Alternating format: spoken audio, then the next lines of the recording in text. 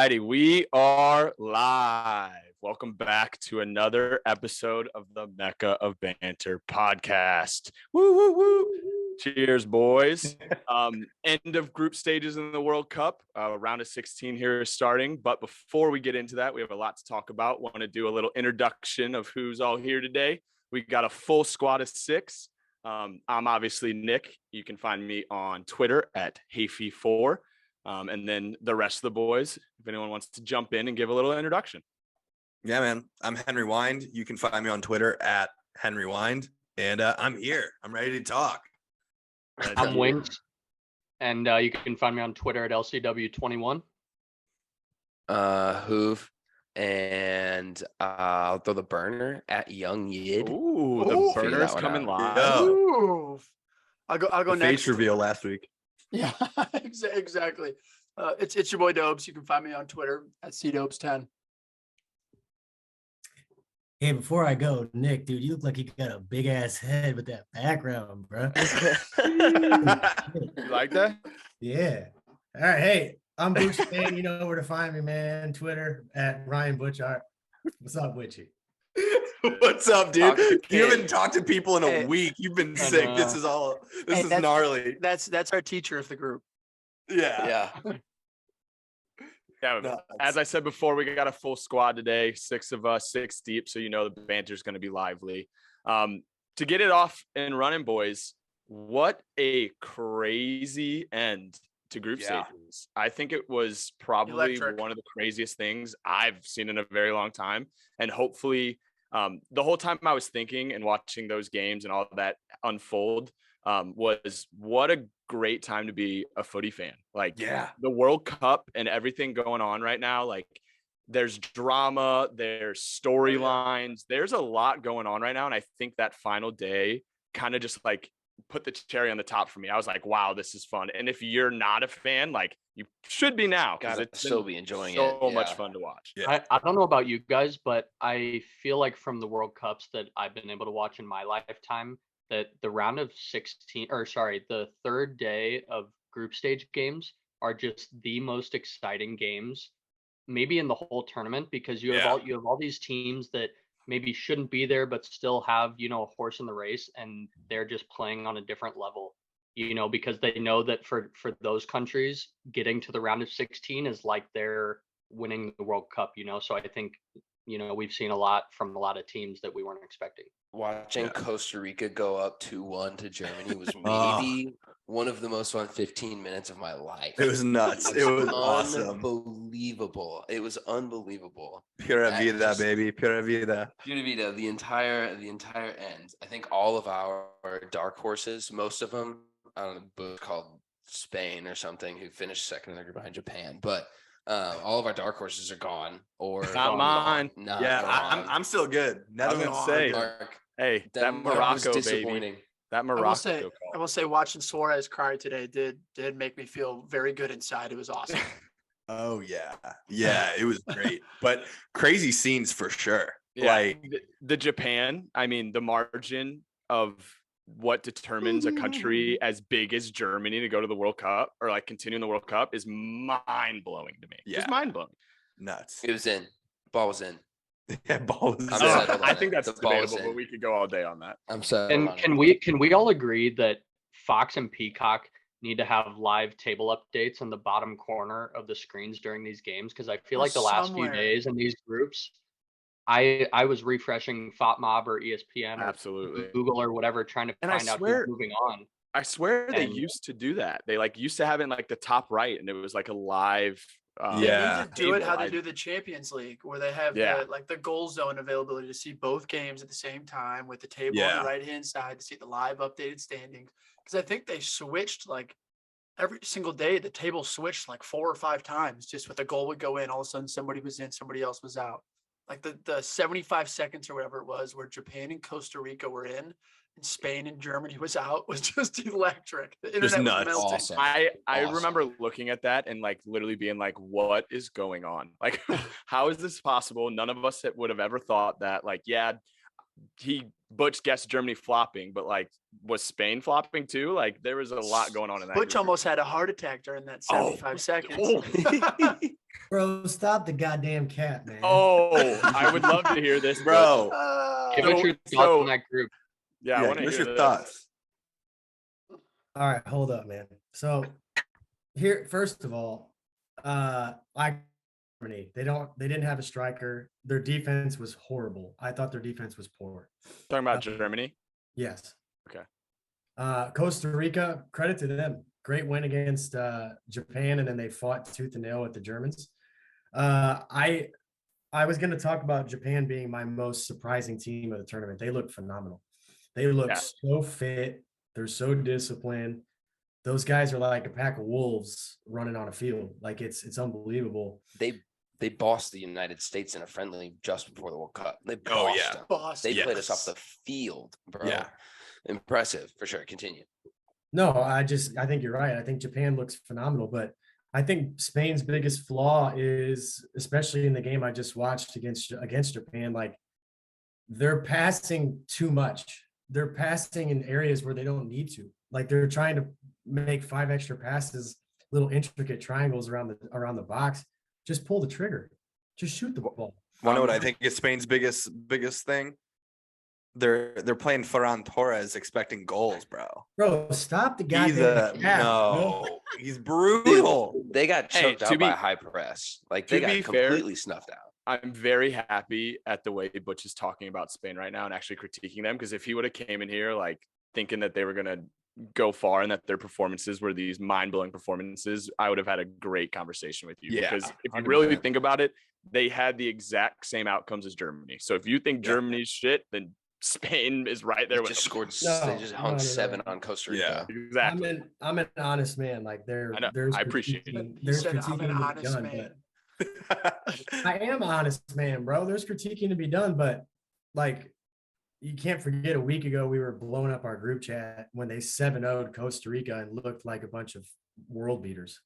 I mean, you were blowing it up. I was calling them a cat. I came on this podcast a week ago and said that they were a cat.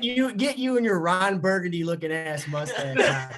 Dude, you're we were all blowing the chat up. They looked great. Everybody's scoring goals. They're 1,000 passes, 7 goals. Like but Germany looked great against Costa Rica. That's true. I don't think anybody's scared of 32 Spain. shots. Yeah. Nobody's scared of Spain. Butch, can I ask you one question?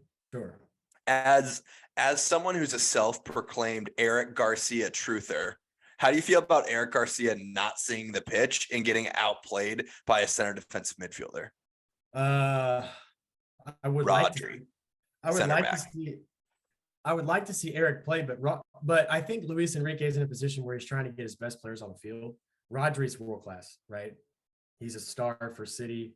Pep like thinks the world of him, plays him all the time. I think he's just trying to get everybody on the field. Rodri's a very good player, and that's fair. He's done a good job. Yeah, he's done a really good job playing in a position on the world's biggest stage that he doesn't play.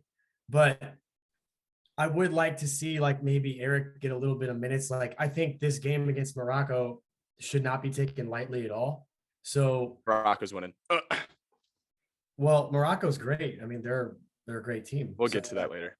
I think I want to see Eric play, but I think Luis Enrique is going to do the same thing. He's going to play his best players. He's going to play Rodri again. Yeah, that's a good shout. I think like he's done really well, but there's like little things like Japan's second goal, even though we like think that it like went out, whatever. When you see the replays, you see like Rodri like hesitating to drop back into position because he just doesn't play center back. Like there's just like little things that I see in him because he's not a center back. But yeah, I thought it was interesting you leading up to the World Cup being like Luis Enrique is going to play him every minute of the World Cup. Eric Garcia is the truth. Kid hasn't seen the field. It's not looking good for you. Well, I was just surprised because Eric played majority of the Euros, so. And he was 19 at the Euros. So I was a little shocked that he didn't play him in this tournament. Like even against Costa Rica, like sub him on or something, just to get him some experience. But Luis Enrique is a top 5 coach in the world. He knows a lot more about the game than all of us collectively put together. So he's got a plan. So we'll see. As much as Butchie wants to be Spanish, and as much as I want to talk about Spain, we are all from the great country of the US of A, and half of us have them as our backgrounds, and we haven't mentioned it yet. We're talking about a team who actually won their final game in group stage, the USA men's national Yes, team. sir. Woo! Yes, sir. The only Officially- reason me and officially Butchie the- are just technically not figured out this background thing yet. So But the U.S. is officially the only team that didn't give up a goal from open play in the entire group stage, which is Awesome. fucking wild. we gave up Awesome. one goal to a Gareth Bale PK. I'm And I feeling wanna pretty be- good about that.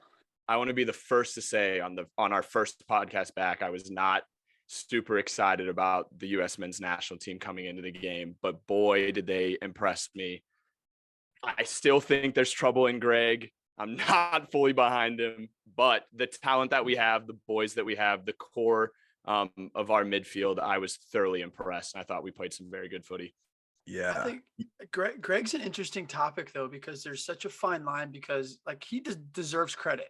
Like he Yeah, you're right. He deserves credit because we've put arguably like 3 great first halves, like a goal away from beating England. Now, the one area he deserves some critique is the subs, but you can't deny Subs like terrible. subs are terrible. But like even Van Gaal came out and essentially was like, the U.S. is the most disciplined team in the World Cup thus far. And like Greg deserves some credit there. I think we're winning kind of in or advance kind of in spite of him. I think we may do a little bit better. I think we all do, like with Gio. But I think, and everybody knows here how much I hate Greg. And no matter what happens here, I think he should be gone. But he definitely deserves some credit just getting us here. Absolutely. I think you bring up a great point that like I wasn't necessarily thinking, because you are completely right. Those first halves of all 3 games. Class, like thoroughly absolute impressive. class. I think Absolutely. when you look at like his record and just in general, like the coaches that we've had at World Cups, name the last United States manager that took a team to back-to-back World Cups. Yeah, Klinsmann. that's true. It was that Bruce old Arena. Bruce, what's his face? Bruce Yeah, Arena. it was. Like no one sticks around for this job after it happens. So I think one way or another, Greg's not going to be the coach when we go into the next cycle. And I think you're right. He does deserve some credit. He's driving a Ferrari and he doesn't know how to put it in drive. Like, Yeah. I think that's what it's like. He's got the guys. He's just playing this make sure we win and get a result style football right now, which, last World Cup, that's probably something that we would have done and done well with and been fine with. But now we've got dudes. As I was gonna say, I think that's what's frustrating is we have the players. Mm-hmm. Yeah, and I think like looking ahead to the Netherlands, what dark horse pick, by the way, that was my dark horse pick. But what makes me nervous is you would look at like England in our group and you would say that England is like the most complete team like that we played against so far. Netherlands is up there, man. Like if you think about their back 3 that they play with, those are 3 world-class defenders, and then their wingers are pretty fantastic too. They're pretty locked down. I worry in a team that like while we only gave up 1 goal, we didn't score too many either. So I worry about our ability to score goals against the Netherlands team, and we can absorb pressure, that's for sure. And I think that like our midfield 3 are playing out of their minds, and I can't wait to see them play against Netherlands 3, but like their back line is so strong. And Frankie de Jong is a different player than what we've come up against. We have not yet played a player that picks up the especially ball. with the flu. Yeah. Like, we'll see if he plays, but if he and does, Henry, you're also a Frankie de Jong truther. Like, yeah, he's good, but like, okay, I think there's players on England who are at his level. Like At this point, the midfield, look at like even the Dutch media came out and were like, hey, this midfield American 3 is kind of locked down right now. They just played Jude Bellingham and Declan Rice off the field. So yeah, if you dominate a game there, and I don't think Frankie de Jong in a Jude Bellingham sense is going to be able to boss 3 guys. Yeah. The other 2 players, Darun or name them, whatever. Davy Klaassen. Yeah. Better. We've got better guys. We've got guys that can run harder, want it more. Yeah. I'm curious, what do you guys think that Greg does tomorrow at center back? Like he's got a big decision to make between Zimmerman and I would prefer CCV, but I think everyone would. I think everyone would, but for some reason I could see. I mean, Gakpo's not necessarily like a super tall dude, but he's like built, quick. He's 6'2". I mean, he's big. Yeah. So all I know is as long as Tim Ream's on the field, I'm happy because that man put in a class performance last game. He's the first man on the team sheet. Yeah, he's the first man on the team sheet. I think everyone agrees. Like, I don't know. I think it's got to be CCV, but I think CCV offsets Tim the best in my opinion. I think Tim is kind of your distributor and you give him the ball, and CCV is just that athletic like workhorse who will go into a tackle and win defensive battles. Which I think Zimmerman tries to be too. But it's not the same. He just gives away pens, which is not cool. But I think, truthfully, if I'm a betting man, I think he goes with Zimmerman. And the only reason why I say that is he went with them against England. And I feel like up to this point, that's like the strongest opposition that we've played. And against Iran, like I think the whole thing was that we were going to have a ton of the ball. And Greg wanted to go with someone who was like really confident on the ball, could possess it, and that's what CCV does. I do not see us having a lot of the ball against the Netherlands. That's what they're known for. I don't know though, man. Like I know you picked them as your dark horse, Hen, but all I'm saying is they impress me. They love having the ball. They do have weak points. And what I will say right now, Gakpo is playing out of his mind, but Depay is coming off of an injury. And then whoever else they put up top, whether it's like Weghorst or whoever else the other guy is, like they're not it. And then their keeper is very not it at all. That's probably one of the weaker keepers we've gone up against so far. So I think if we can put shots on, we stand a chance. I love I don't know if you guys saw that Pulisic interview to where he was asked the question about having his Landon Donovan moment. And his response was, I don't think I've had my Landon Donovan moment yet. Or at least I hope I haven't. And that just gave me so much chill. Yeah, exactly. I just think that, I don't know, whether it just be the flu thing that even just came out, just provided a little bit more hope for me. It's just like, I think that we're going to be in this game, whether 2-1, 1-1, going into extra time. Like, I think that, yes, the Dutch are very good, but I think England's a better team than the Dutch are. And I think that that's every single position. And so I think I got money on us going through. Yeah, I think literally. I already put the bet down. We all should. As long as he doesn't play Haji right. True. I think that if the boys go into this match as confident as they did going into the match against England, that's going to be a big difference maker, regardless of how the flu affects the Dutch, or, even if it makes its way to our team. I think that, I think we saw it in CP for sure, but I think that, all the boys have to be confident and understand that they belong there and they belong farther in the tournament than just the round of 16. But I'm in with Hoove. I got money on them too, and I'm confident in the boys. They have to be looking at England they have to be looking at Netherlands like, we just did this to England. Like, not only did we, beatable, you can't view the Netherlands as anything like you just played in England. Mm-hmm. And I understand it was a group stage game, and I understand you take a different approach to it, but like the approach shouldn't be all that different. See, that was going to be my thing. I'm hoping the fact that it's a must win, like, I think we play very well in must win games, and I'm hoping it'll also put like Greg in his place, that like it's not a time to be experimenting, like we got to win a game. Like, I'm hoping that will help him with his subs, because we haven't, like, Iran is a must win game, but like, I don't know, we'll see. And it's just a different game plan. I also think this is a great transition into predictions, because I think we should go through some of these games and give our quick predictions on who we think is advancing through. Throwing one out there before we go. If we go down against the Netherlands, Gio Reyna comes on and Gio Reyna scores out of spite, and the team looks completely different. Could you imagine if he starts him tomorrow though? Like, he very well could just unleash him. Like, very well could. I wouldn't be against that. Christian's cleared to play, but you don't know if he's 100%. So it's like, he's playing. I hate to say it. I think playing. We need Josh Sargent. I'm sorry. After what I saw of Haji Wright and the difference he play between way those through two. the middle. Yeah, he's true. Not. That's the issue. If he would, I wouldn't be as worried. But now I'm in wholeheartedly agreement, because I'd rather have Jesus Ferrer, which sucks. That sucks. All right, but prediction time. first game, obviously we've been talking about it. United States, Netherlands, they play tomorrow at 9 a.m. We're all going to Ballpark Village. Gonna have a great time with the boys. I'm seeing it 2-1 USA. I'm on the train now. I think we're playing good. I think we mentioned it before. I think England's a better side than the Netherlands. And I think we're going to bring it to them. It's a must-win game.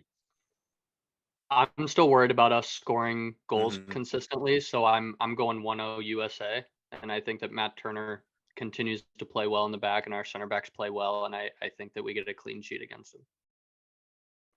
I'll go 1-1 USA through on pens. Matt Turner, absolute save show. You are just asking for all of us to have heart attacks tomorrow. Yeah. I'm prepping that. We're prepping with Bloody Marys before the game. I have plans after the game, and I told everyone that I have plans with that the result of the game is 100% going to determine the state that I show up in. So they just need to be fully aware. Which is win or lose, you're getting hammered. Yeah. I think sad hammered. I've kind of accepted a little bit like this. If we go out to the Netherlands, bro, I'm not going to turn and feel all that bad. If they beat us 1-0, 2-0, and we're the worst team, I'm going to turn around and be like, look, that's fine. We lost to the 6th, 7th, 8th ranked team in the world, whatever. But, I would get that. If we look good and we're playing them well and we give up a shit 1-0 goal and lose the game because he made terrible subs, then I'm going to be pretty pissed off. Yeah. Losing a good game, I can wear that for sure. This team's going to be back. I'm not worried about these guys not going through when we should go through. Yeah. Just to throw a little ruffle in there. You're going 2-0 USA? 2-0 USA. West is getting – actually, I'm going to go 2-1. West is going to get one, and I think CP steps up. I do think the game will be very much like the Iran game. It'll come down to that last 8 minutes of where we're just all going to have heart attacks. I just think the Dutch are more talented than Iran is in terms of that quality in front of goal. Like if we're pushed back, they're going to finally get one, but I think we come out 2-1. Simple as that. Love that. All right, next game on that day, I want to hear Bucci Mains ideas and picks on this one. We got Argentina versus Australia. I think it's pretty convincing and a pretty easy pick, but I want to hear from Bucci Main. I think it is pretty convincing for me. I don't think Australia has near enough quality to stop the way Argentina play. Argentina is very high tempo, fast pace, move the ball. They also got Otamendi who will break your goddamn leg. So like this dude's out here putting Dobes tackles in midfield, bro. Did you see him go studs up in that dude's shin the other day, bro? Let him know. I had flashback 2016 Dobes at Quincy, bro. No, but tackle. But I think Argentina's just got too much quality. I think I could see like a 3-0, 3-1. But who you start up front tomorrow? I was going to say, who do you start as the 11 tomorrow? They've changed their lineup every game. So, like, what are you doing? I'm telling you, if I was the Argentina coach, I would start Alvarez and Martinez. I'd play them both. I think they would do great together. They're both workhorses. They both got quality. Play Messi behind them. You got runners in front of you. Messi can just feed them. Look at what Alvarez did with that goal the other day. It was beautiful. Yeah, he's class. He's quality, man. He's a kid. So. Yeah, that guy at Starbucks in Mississippi was not lying to me when he stopped me. It's like, yo, this Alvarez kid's the truth. Yeah, he's real good. Shout out Ralph Bragnick one time. Yeah. Who do you think? You go with Romero again? I think you got to go with Romero again. As much as I want Licha to play, like I think it's got to be Romero and Otamendi. Like, yeah, I mean, it's kind of a toss-up, isn't it? You don't really know what Scaloni's gonna pick. I love Licha though. He's good, man. Good player. I think like a unanimous Argentina here. Yeah, I think we all kind of agree. I think they'll kind of cruise on this one. Australia, though, I will give them a little bit of a shout out after their first round defeat. They come back and pull out. I said it on Monday. I love watching the Aussies party, bro. I love watching them rage. 3:30 in the morning. These guys got through the group 3 a.m. Wow. Losing their minds. Yeah. Okay. the next game in the round of 16, I think is very interesting, and I would love to get your guys' takes. It's Japan versus Croatia. I think Japan is kind of like a snowball right now, and they're just kind of rolling down a hill, and it's hard to stop them. Like, they're playing some really good football. Their passion, their work ethic is like almost like overwhelming sometimes, I feel like, and their ability to find goals when they need to. I'm taking Japan over Croatia on this, and you guys can debate if you think I'm wrong. Croatia did not truly impress me in the group stages. I thought they did what was needed to get done. And of course, that's shocking coming from me. I love Kovacic. He's one of my favorite players. But I see Japan winning this and continuing on this snowball effect of winning and getting results. It's a good shout. I mean, I see everything that you're saying, and we watched the same game, so I saw that too. There's just something about Croatia that I kind of put them in the same category of, like, there's something about their experience and their ability to rally. They also don't give up, and they don't give up. It's wild. You're definitely right. So I think this is a dogfight. I think that these two teams, and I don't know, I say that it goes to pens and you flip a coin. I was going to say this isn't.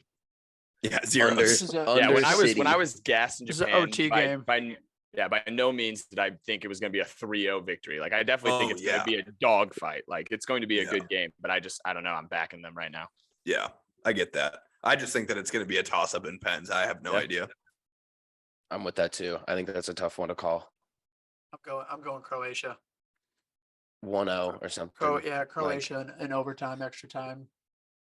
Mandzukic going to come off the bench and like net too. That man doesn't play for that team anymore, right?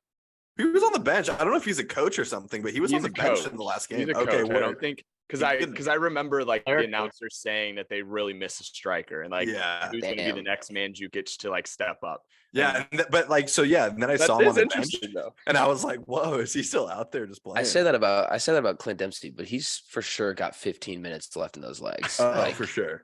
Dude, if we needed a goal, just needs half a chance. Just half a chance. That's all he needs. He's gonna work harder than you, bro. It's gonna happen. All right. The next game on that day, which is Monday, is Brazil versus South Korea. I think this is another one, unless you guys have any other takes. I think Brazil is playing pretty good football right now. I think they have so much talent. We saw it in their B side. Yeah, they lost, but like, I think the talent is there. I do think South Korea is playing well, and it's kind of like similar to Japan, like the passion's there. And I think Son is finally like finding a little bit of himself. But I don't think they have enough against Brazil, and I see Brazil moving on. I'm gonna jump in, and I think that this is a game where Brazil just puts South Korea in their place. I agree that South Korea has been decent and they've had their moments, but seeing Brazil's A side, I think that they're just gonna overwhelm them. It's gonna be one of those. Say what? Any update on Neymar? I haven't heard anything. They, since he first had his injury the day after, I think we saw reports that he was going to be good to go for the round of 16, but I guess we'll probably find that out. I don't think South Korea's a team they risk him either with. Yeah. If anything, he comes in at half or just like comes in the 70th minute, maybe. Yeah, and Sonny's not going to have the kind of freedom that he had last game either. So, as much as we all love Sonny, as even as an Arsenal fan, he's one of those guys that you just can't hate. But I think that they just shut him down, and I think that Brazil overwhelms them 2-0. He's not playing well enough right now alone to pull something off there. So I'm with it. That's fair. One thing I will say, just looking up quickly while you guys were talking, it does look like just based off like the first couple of headlines, Neymar probably is going to be out for the rest of the World Cup, which I think is pretty crazy. And I'm shocked. Like, I wouldn't trust all these reports, but a lot of people are saying injury fears will be out for the rest of the World Cup. Don't want to get injured for PSG.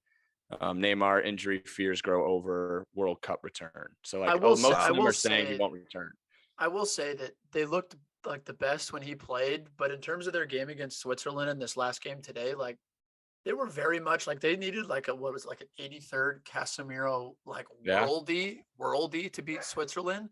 So I still don't think we've seen the best Brazil yet. Like we haven't seen them. They've definitely shown some moments where they look great, especially with their full squad. But like even in that game, their second game against Switzerland, it was like Switzerland had chances to very much win that game, and it took that worldie in order to seal that. So I do think they get through this game pretty easily, but like I'm not as high on them as I was at the start of the World Cup, especially with Neymar out now. Yeah, Dude, that's a good call. Imagine betting they're over on the B team, bro. Couldn't be me. Couldn't be us. Yeah, we thought they were just the sickest ever. All right. The next game we got in the round of 16 would be France against Poland on Sunday. Once again, I think it's another convincing one for me, unless you guys see it otherwise. I think France is playing pretty well. I know most of you guys had them as your flop. I just think their talent is so overwhelming. Yep. Yeah. So Bye-bye. I could see like 3-0, 4-0. Like I could see a pretty convincing win in this one. Yeah. Mbappe's going to come out. Yeah. I got France convincingly winning this game. Poland does not look good at all. Yeah. Horrible. Chesney's interview. Yeah. That was awesome though. Chesney's interview was awesome. Chesney's keeping him in the tournament, but they have zero support for Robert Lewandowski. So I think France just absolutely pummels him. Yeah. I'm glad he got a goal, but yeah, I think someone mentioned it in the Mecca this week, but Griezmann is playing some very good footy right now, and I think he's kind of underrated and undershined in the France team, which is shocking coming from me because I am not always been a Griezmann supporter, but I think he's actually been playing pretty well. I also think that's an absence of Paul Pogba, but that's just me. I don't think anyone sticks out on Atletico Madrid either. So true, very true. That's true. Wasn't he the last World Cup? Wasn't he like the Golden Boot, or wasn't like or tied for the Golden Boot? Yeah, he had 5 and 3 assists. Like the last World Cup. Mm-hmm. Yeah, I just remember that vividly because anytime I'd talk trash on Griezmann, that's immediately what Butch would say. Yeah. Yeah, but France rolls here. Yeah, absolutely rolls. Yeah, I think to be fair, like of the group stages and the teams, like I think France to me looked the best out of all. And I mean we could probably argue that between a couple of teams, but I thought that they showed that they're a damn good team and that's someone that be feared moving forward and almost possibly a favorite to win. Yeah. Good call. All right.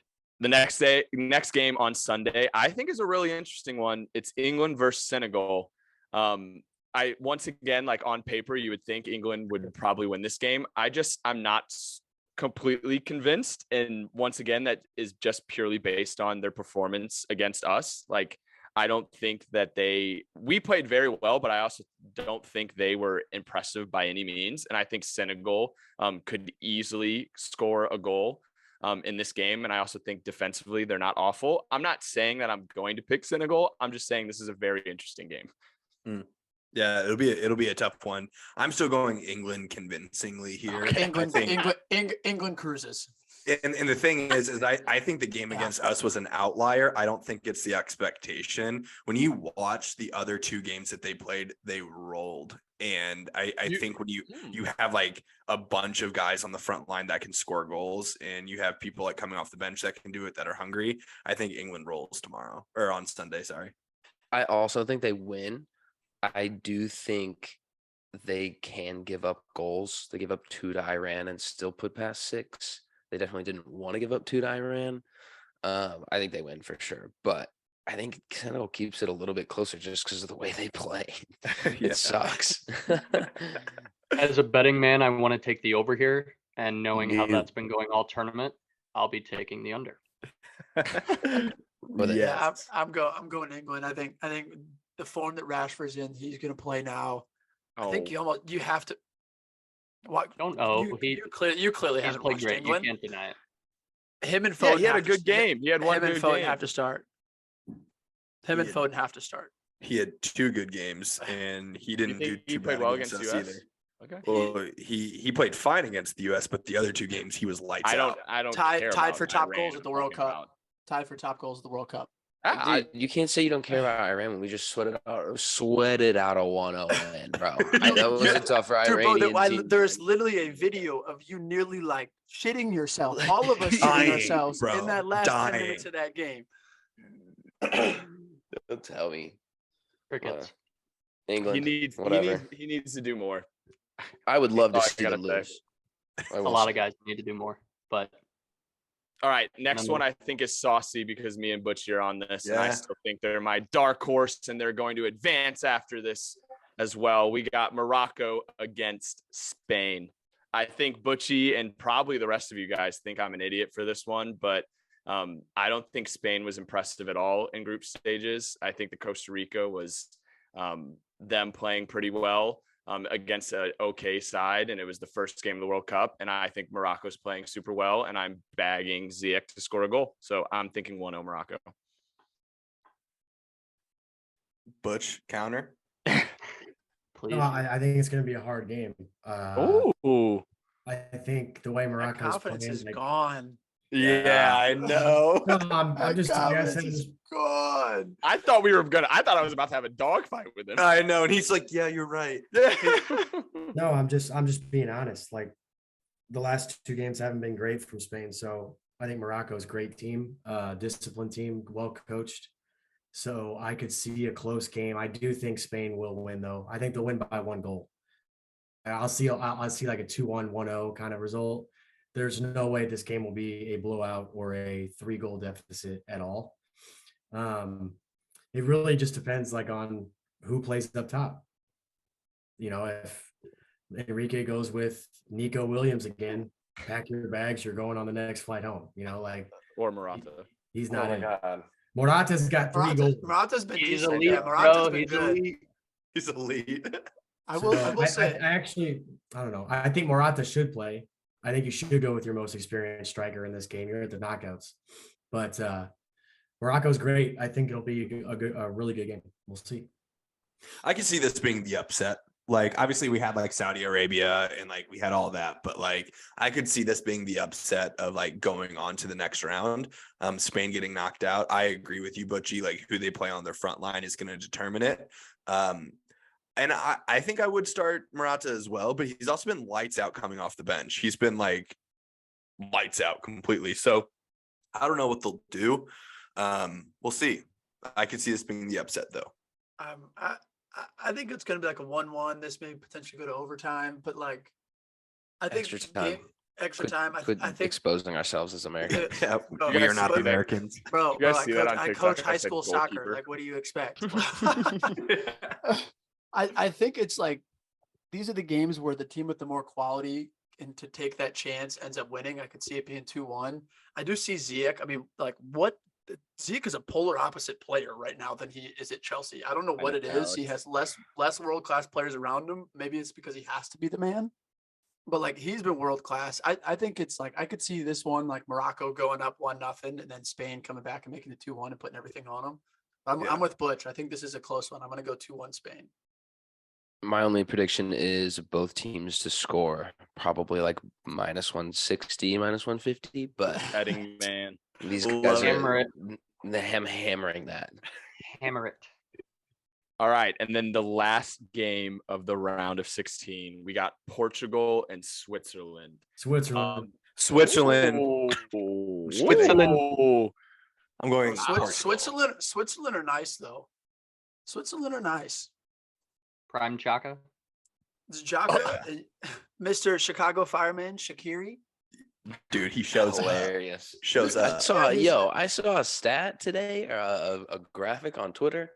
The MLS behind the top 5. The MLS has the most represented players. They have the 6th most represented players in the World Cup.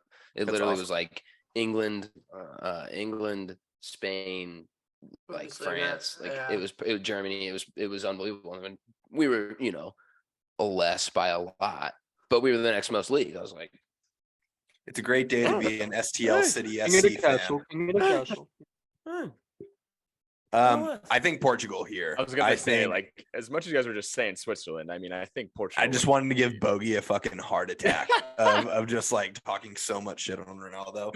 I think Portugal here, and I do not think Ronaldo plays the whole game here. I think if he continues to just like not play well, he'll get yanked off, which, can get criticism for me saying that. But the team rolls with him out there. The one thing that I found to be really fascinating as Portugal continues to make subs, we called it out this morning, Dobes, but Rafael Leao, when he comes on the field, kid is only shooting. He only is Doesn't looking matter to where put he up is. shots anywhere. And so like whatever his line is for like over X amount of shots per game, just the over is pretty much the bet there, but he pulls up from anywhere.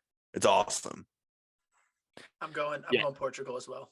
I'm going Portugal. I think Yeah, too much quality. And I'm Bruno thinking, Fernandes. Bruno Fernandes in this form. Bruno's been Unplayable. class, man. Dude, if Ronaldo didn't start,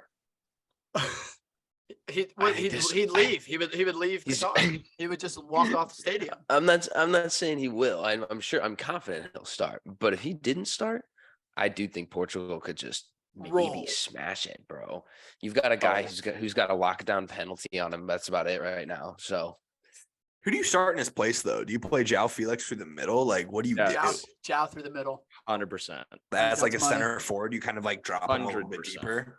Interesting. Yeah. Him and Bruno can interchange. Yeah. Oh, I think Henry, your take is, I think, perfect, spot on. If Ronaldo gets subbed early, I'm betting Portugal. Yeah. And I hate to say it, and I think sorry to cut you off, but I think Hoover's text message in the Mecca today like needs to be said. Like we all agree that Ronaldo is one of the greatest of all time in the top 5. Like that is not taking away from him. Top two. Okay. I didn't know some people's mind. He's in my top 2, but I'm just saying. Nick says top 2 and he's not 2. Yeah, no, he's not 1.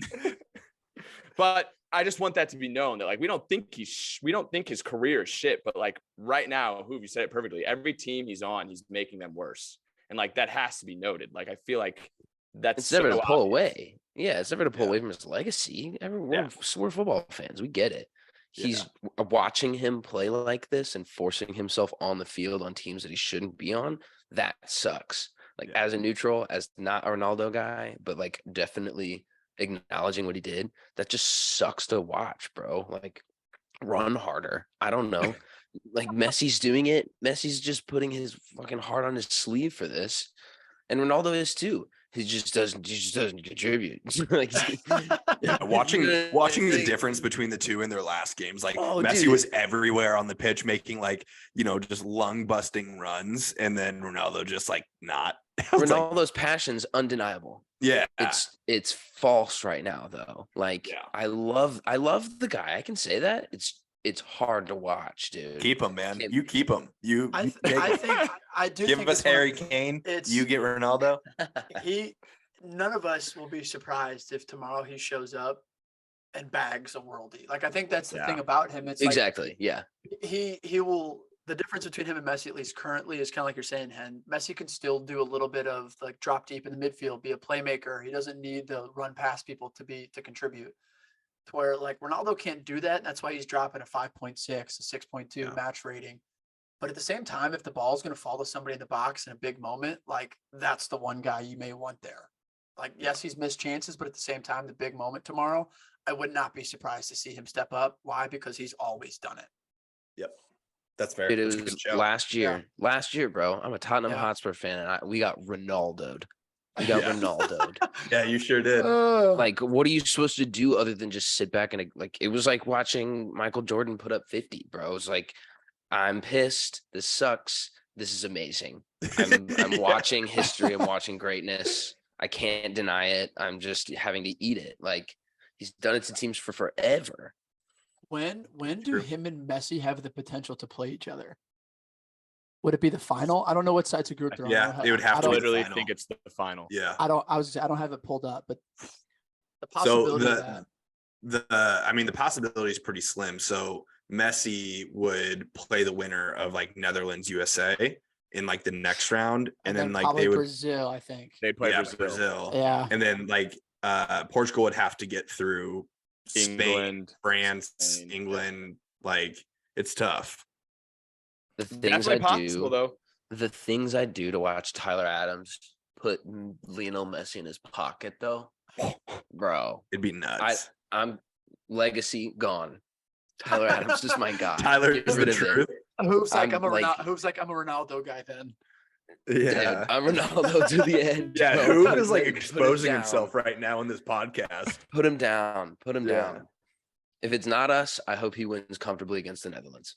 But One thing I will say though, great shout. Tyler Adams is arguably becoming my favorite player. Like, man's unbelievable. putting in shifts. Yeah, you just can't really say anything bad about him. Like this is like I mean, I mean, we all have a soft spot for him, but like watching him play over the last couple of years and like even like watching him play in the Champions League last year against PSG, I was so impressed with like his ability to like get into positions and break up play and all that stuff. And like we watch it week in and week out with Leeds, and no one's surprised that he's like doing it on this stage. But I mean, I guess like just because the US has also had to absorb so much pressure, he is like the standout like defensive midfielder of the tournament. Like, I don't think that anyone would be surprised if you put him in like the 11 of best players of the tournament so far. Yeah. He is His everywhere. stock has skyrocketed. Just absolutely skyrocketed. And he was doing it week in and week out with Leeds anyway. Like, Justin Marsh was I don't even want to call it a stroke of genius because we've watched the guy long enough that we've all known the same thing. But like, he was doing it at Red Bull. He wasn't getting the clock that he needed to keep it consistent. And then he comes to Leeds and he's like, oh, hey, guess what? I'm the exact same player that I said I was doing it. People are just now starting to take notice. And he comes to the World Cup. And it's like, this is when guys get put on spotlights. But he's locking it down. I'm excited. I'm so pumped to see him play tomorrow. Like, that's a tough midfield three. I think he wallets him. I think with that, it's like, I know we've kind of talked about the national team, but like Musa at 20 years old, how good that he's been. Like, I don't have to say Musa, like just those three, at least in my opinion. I was saying, like, you compare some of the midfields that are in this tournament, and I think, and in my opinion, easily their top three might be a stretch, but top five for sure. Yeah. Center midfields in this tournament in terms of just what we've seen thus far. I agree. It's true. All righty. So we went through the round of 16s. I'm super excited for that. We got USA Netherlands tomorrow, but we all know what segment is next. The one and only Bucci Main's Fact or Cap. Yes, Bucci sir. Main, hit it with it.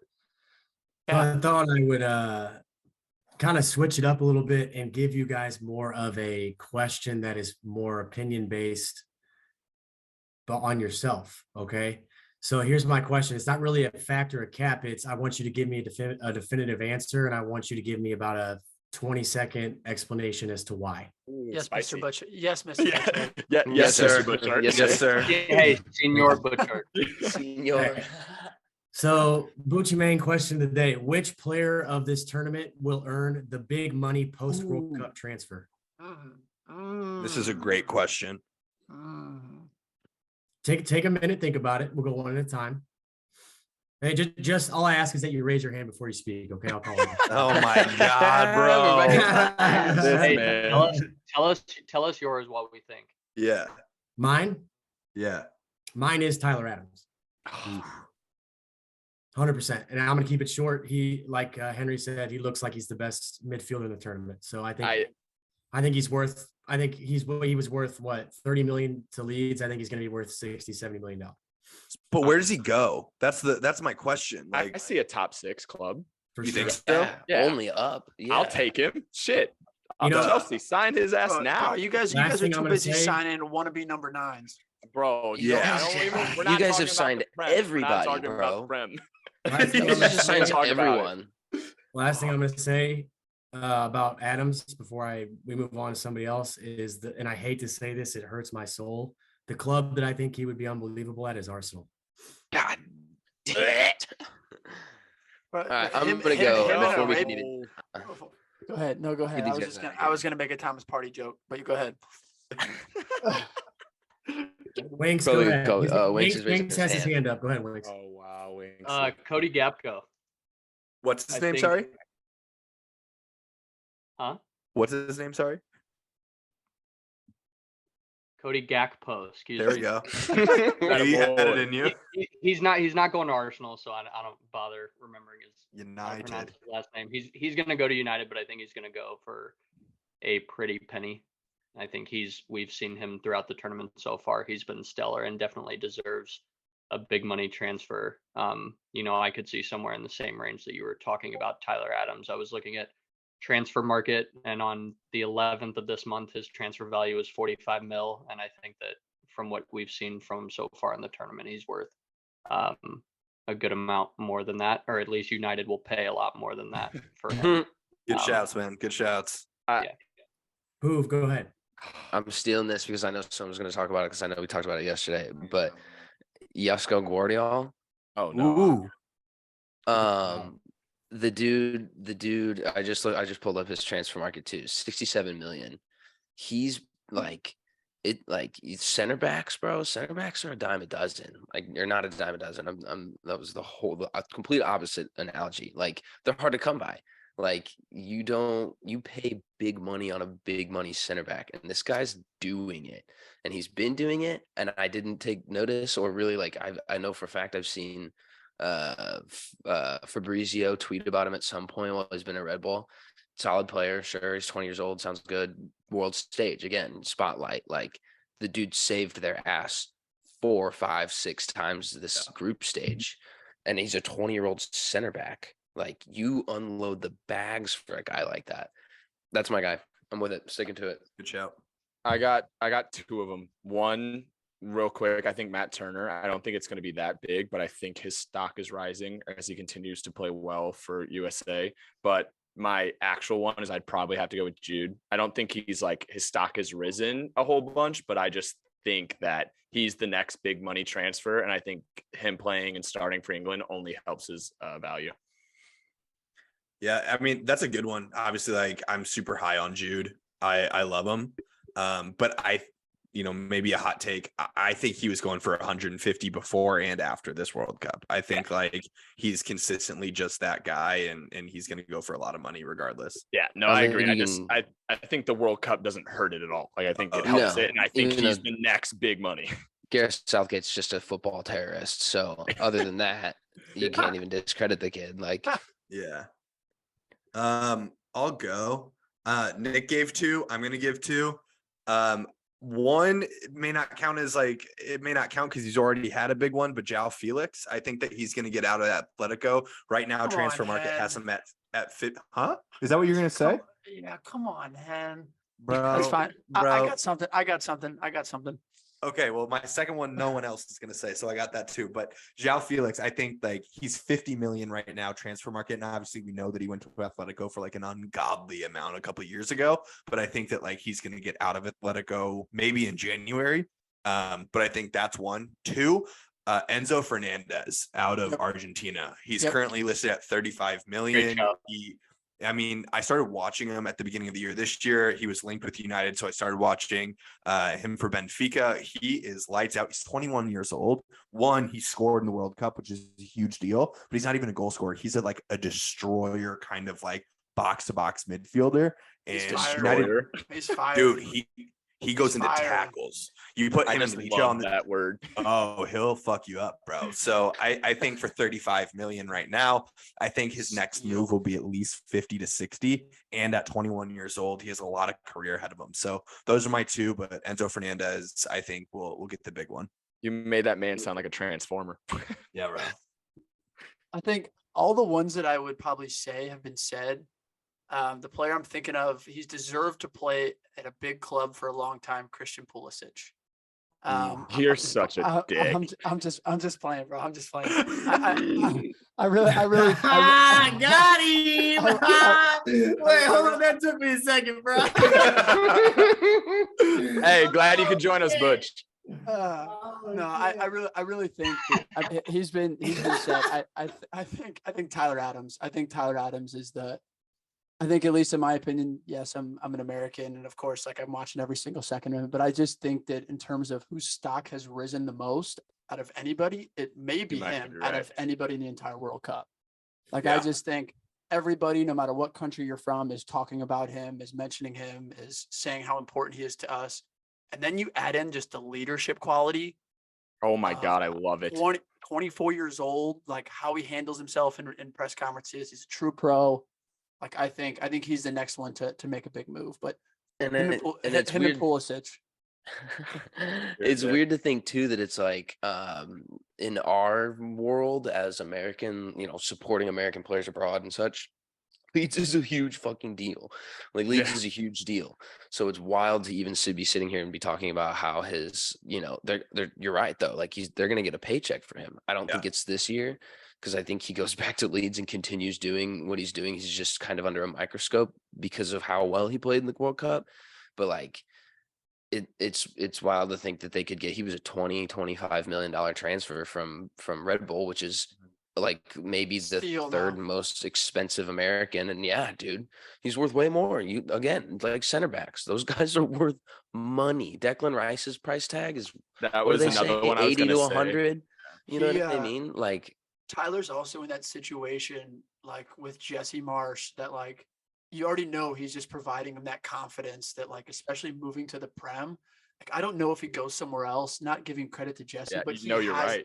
He has that American with him there. And this, you see the same with Aronson, that it's like, go be you and we'll give you freedom. I don't know if he goes and steps in a team and plays for like Ten Hag and you get the same player. I think he made that perfect. I can imagine with like a Tuchel. Like, I think that's a good call out. So like, I mean, when Jesse Marsh was at Leipzig, Tyler played all the time. He played all the time. And then Jesse Marsh got fired and they brought in that next coach. Tyler didn't really play a whole lot. Like, just to keep it real, he just didn't. Like, he didn't play. And then when he moved to Leeds, a lot of what he was saying in like interviews and like talking about his game is that like Jesse Marsh, who was with him at Leipzig, who was with him at New York, like Jesse just does give him that free pass to be him. And so I think if that, big money move comes in for him, it is going to be a battle for like, what's his relationship like with the coach? And does the coach let him just have that free pass? We've seen guys like